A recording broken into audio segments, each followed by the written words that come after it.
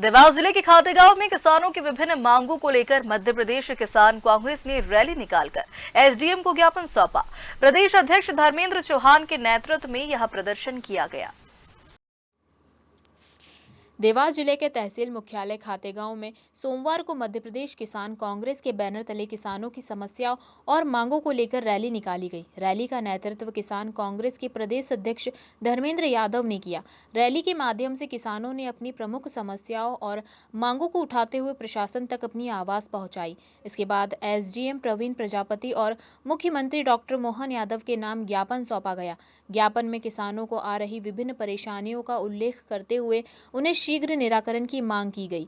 किसान कांग्रेस ने चेतावनी दी है कि यदि किसानों की मांगों पर जल्द कार्यवाही नहीं की गई तो प्रदेश स्तर पर आंदोलन किया जाएगा।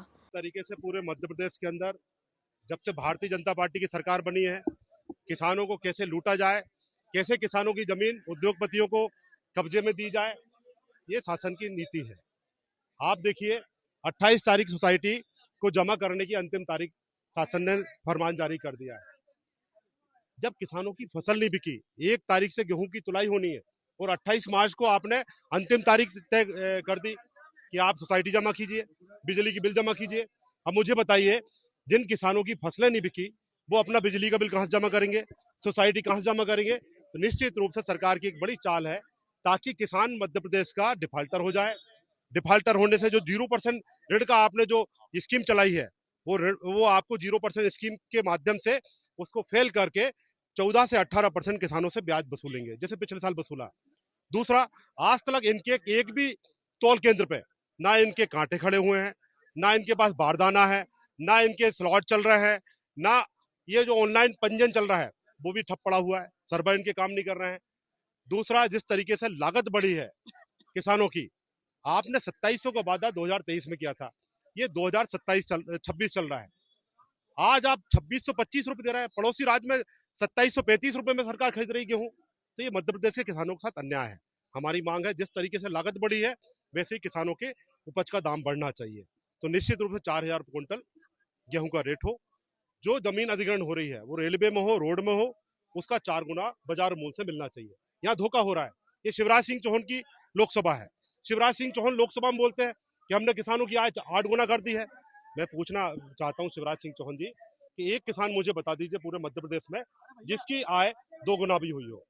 अगर किसानों की आय 2 गुना हुई होती तो किसान आत्महत्या नहीं कर रहा होता। खुद मुख्यमंत्री के जिले में 12 किसानों ने आत्महत्या की।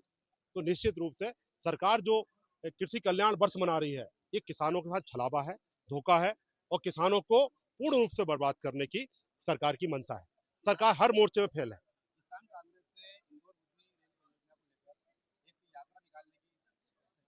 हाँ, निश्चित रूप से हम यात्रा भी निकालेंगे। सदन में भी हमने घेराव किया। हमारे विधायकों ने, हमारे प्रदेश के ऊर्जावान अध्यक्ष आदरणीय जीतू पटवारी ने हर मंच पर रेल लाइन हो, रोड अधिग्रहण हो, ये इन विषय को लगातार उठाते आ रहे हैं। किसान कांग्रेस पूरी ताकत से इन मांगों को उठाते आ रही है, लेकिन निकम्मी और नाकारा सरकार किसानों को मुआवजा दिलाने के बजाय कांग्रेस के कार्यकर्ताओं को, किसान कांग्रेस के कार्यकर्ताओं के ऊपर केस लगाती है। हमारे उज्जैन के जिलाध्यक्ष के ऊपर जिला बदर का केस कर दिया, श्योपुर के जिलाध्यक्ष के ऊपर किसानों की मांग उठाई उनने, उनके ऊपर जिला बदर का केस कर दिया। तो ये हमें डराने और धमकाने का काम कर रहे हैं। मैं आपके माध्यम से बताना चाहता हूँ कि आप हमें कितने ही मुकदमे दर्ज कर दो, हमारे ऊपर जितने मुकदमे चाहिए उतने मुकदमे दर्ज कर दो, लेकिन हम डरने वाले नहीं है। हम पूरी ताकत से किसानों की लड़ाई लड़ेंगे और जब तक किसानों को न्याय नहीं मिल जाएगा हम बैठने वाले।